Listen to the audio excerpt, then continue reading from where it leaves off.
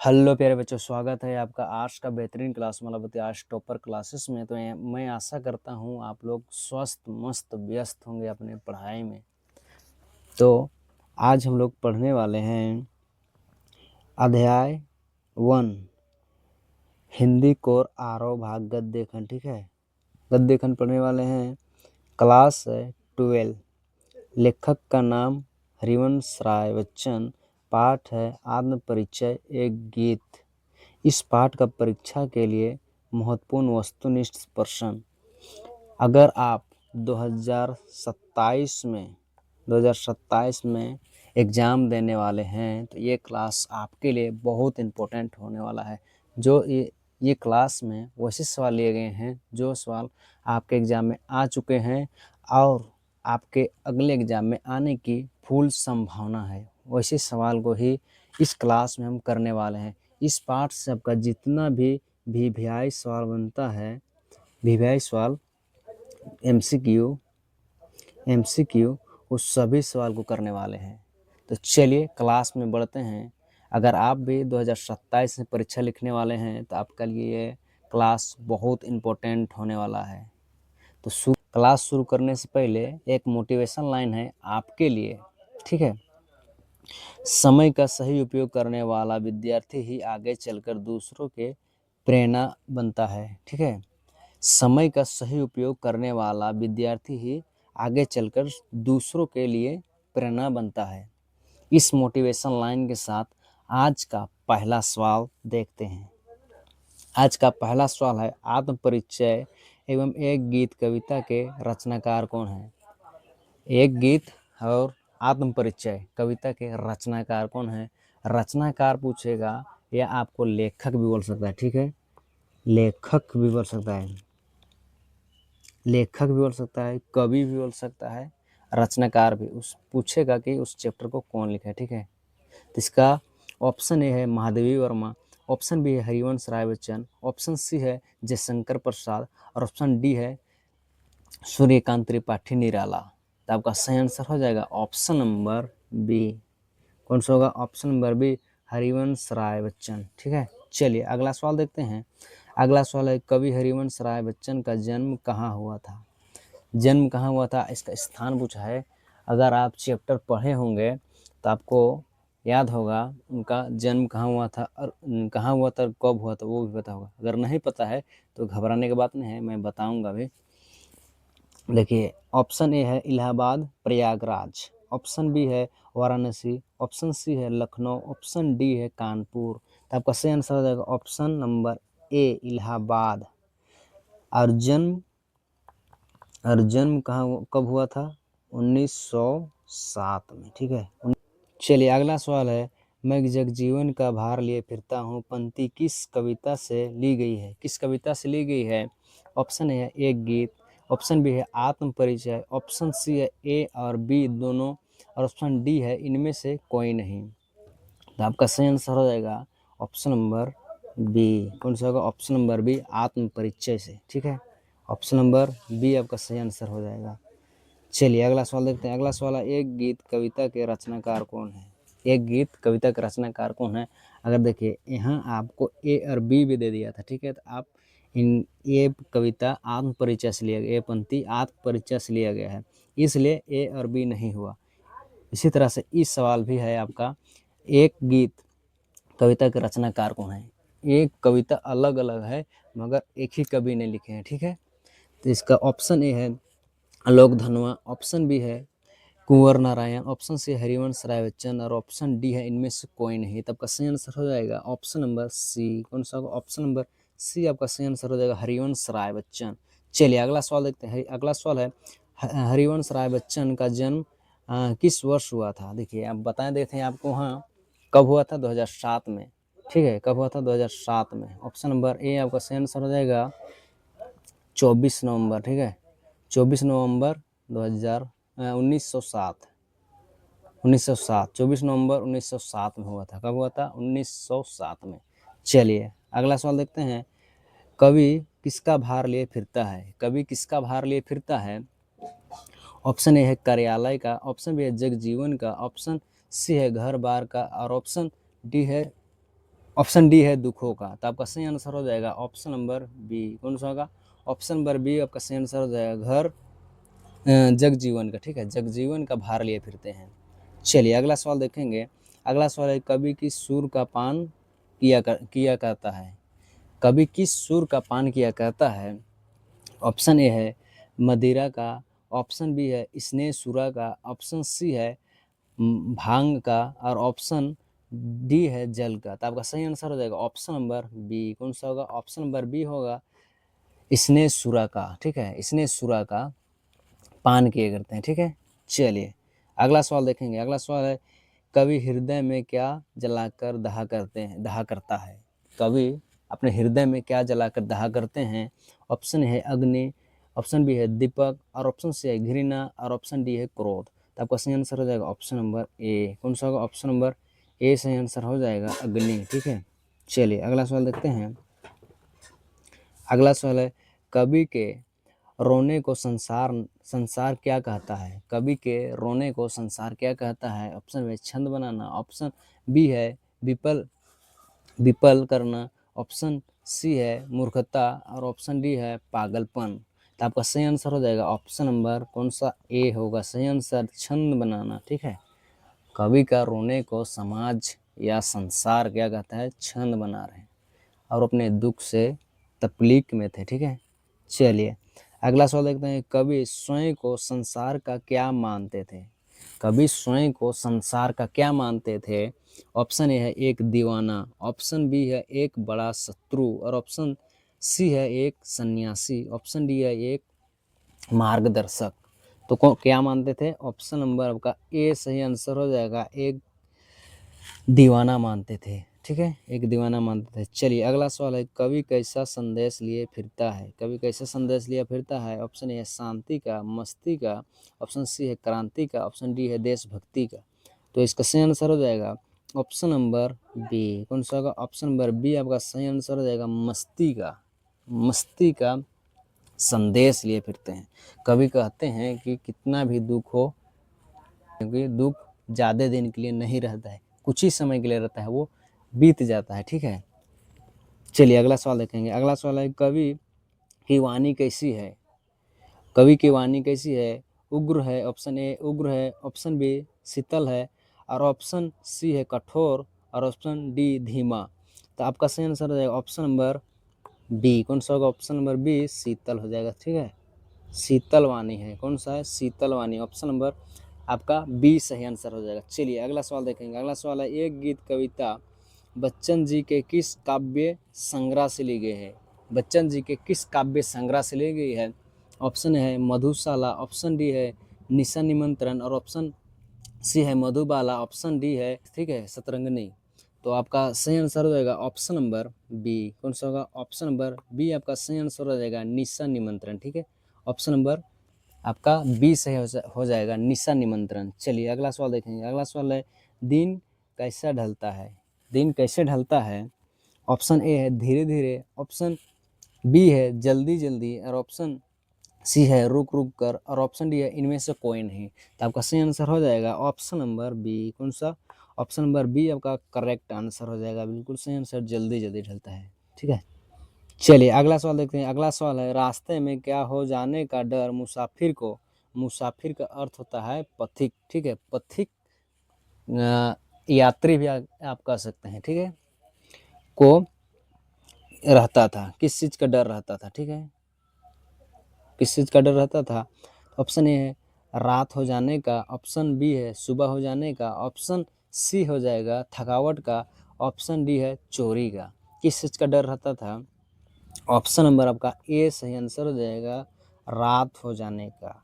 कोई भी व्यक्ति रास्ते में चलता है तो उसको लगता है कि दिन ही दिन हम अपना घर, अपना स्थान पहुंच जाएं, क्योंकि रात हो जाती है तो अपने घर आने में थोड़ी दिक्कत होती है, इसलिए हर कोई चाहता है कि दिन में ही अपना घर पहुंच जाए, ठीक है।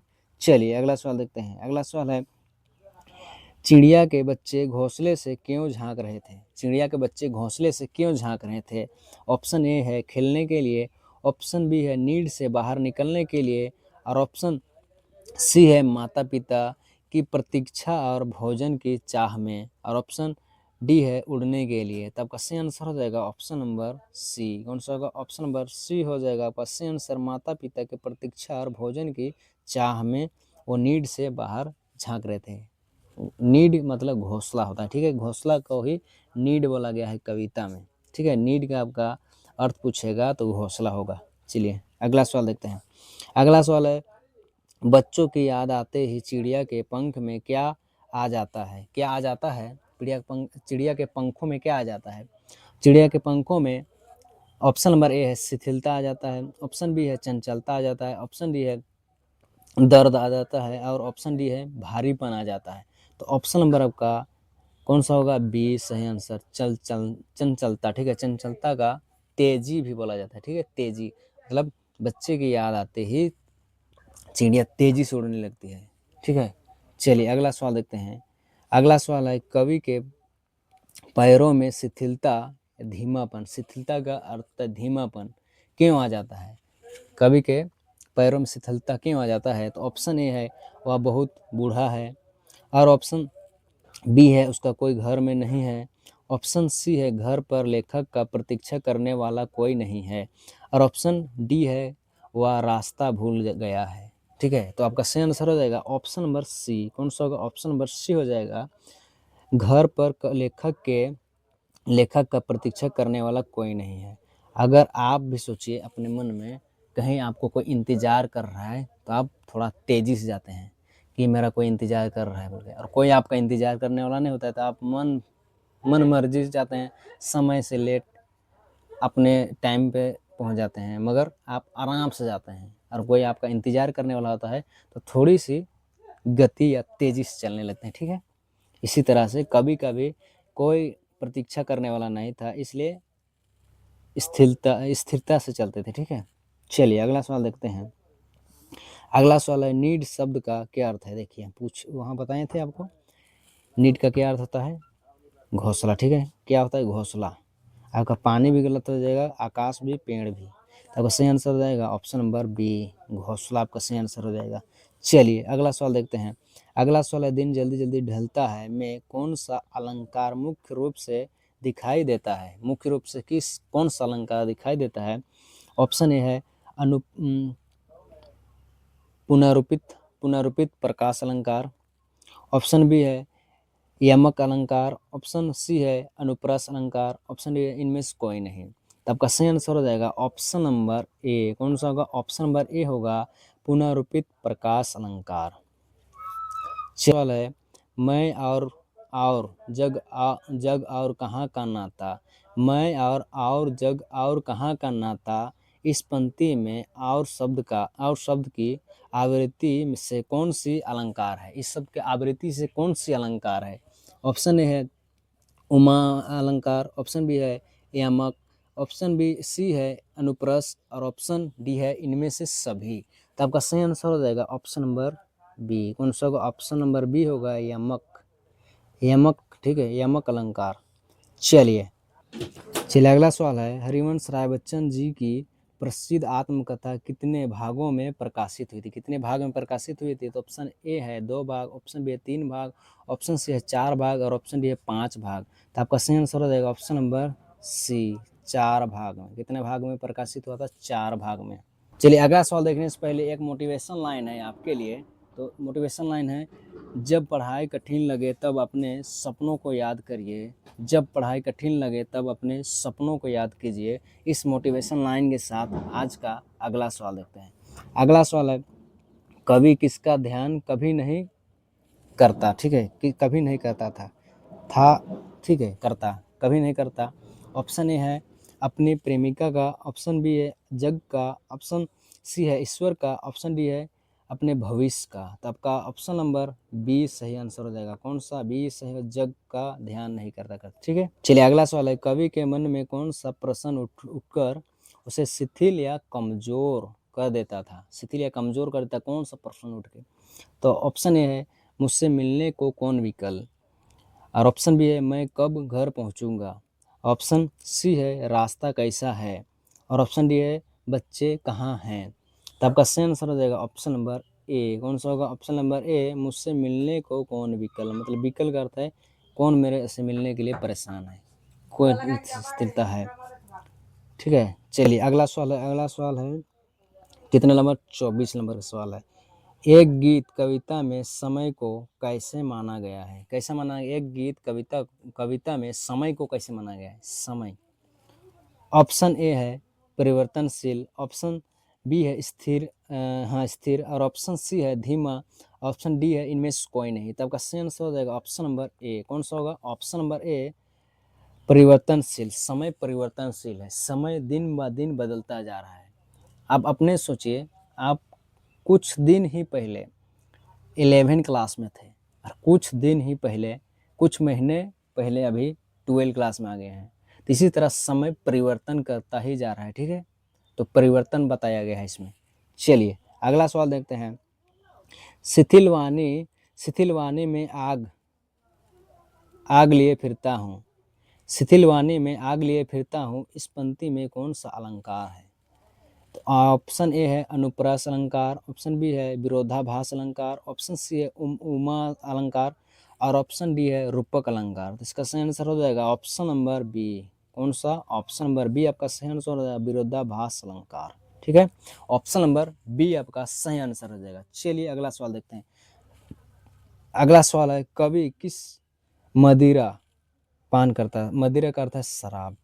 आप सुने होंगे मदिरा का अर्थ होता है शराब। ठीक है, का पान किया करते हैं, पान मतलब सेवन करते थे। ठीक है, ऑप्शन नंबर ए है पानी का, ऑप्शन नंबर बी है अंगूर के रस का, और ऑप्शन सी है स्नेह सुरा का, और ऑप्शन डी है नफरत का। तो आपका सही आंसर हो जाएगा ऑप्शन नंबर सी, स्नेह सुरा का। किसका पान किया करते थे, स्नेह सुरा का। ठीक है, चलिए अगला सवाल देखेंगे। अगला सवाल है कर दिया किसी ने छूकर झंकृत, कर दिया किसी ने छूकर झंकृत, या झंकृत का क्या अर्थ है, झंकृत का क्या अर्थ है। ठीक है, झंकृत का क्या अर्थ है। ऑप्शन ए है तारों को तोड़ना, ऑप्शन बी है संगीत की मधुर ध्वनि उत्पन्न करना, ऑप्शन सी है रोना, और ऑप्शन डी है गुस्सा करना। तो आपका सही आंसर हो जाएगा ऑप्शन नंबर बी। कौन सा होगा, ऑप्शन नंबर बी होगा संगीत की मधुरता की ध्वनि उत्पन्न करना। ठीक है, संगीत की मधुरता ध्वनि को उत्पन्न करना। आपका सही आंसर हो जाएगा ऑप्शन नंबर बी। चलिए अगला सवाल देखेंगे। अगला सवाल है कवि जीवन में क्या लिए फिरता है, कवि जीवन में क्या लिए फिरता है। ऑप्शन ए है क्रोध, ऑप्शन बी है ईर्ष्या, और ऑप्शन सी है प्यार, और ऑप्शन डी है वासना। ठीक है, तो आपका सही आंसर हो जाएगा option number C. Option number C हो जाएगा प्यार लिए फिरते हैं। ठीक है, किसी से नफरत नहीं करते हैं, प्यार लिए फिरते हैं। चलिए अगला सवाल देखेंगे। अगला सवाल है दिन ढलते ही बच्चे कहाँ झांक रहे हैं, दिन ढलते ही बच्चे कहाँ झांक रहे हैं। तो ऑप्शन ए है खिड़की से, ऑप्शन बी है दरवाजा से, और ऑप्शन सी है छत से, ऑप्शन डी है नीड से। तो आपका सही आंसर हो जाएगा ऑप्शन नंबर डी। कौन सा, ऑप्शन नंबर डी आपका सही हो जाएगा नीड। ठीक है, नीडो से झांक रहे थे, नीडो से। ठीक है, आपका ऑप्शन नंबर डी सही हो जाएगा, नीडो से झांक रहे हैं। ठीक है, चलिए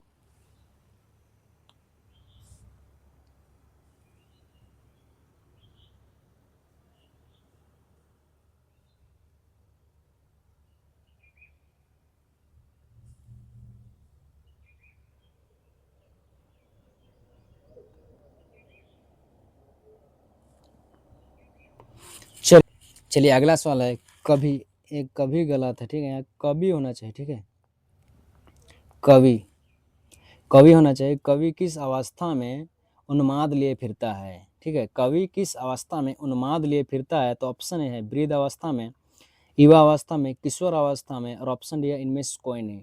इसका सही आंसर हो जाएगा ऑप्शन नंबर बी आपका सही आंसर हो जाएगा, ऑप्शन नंबर सी आपका सही आंसर हो जाएगा। ठीक है, सॉरी आपका सी नहीं होगा।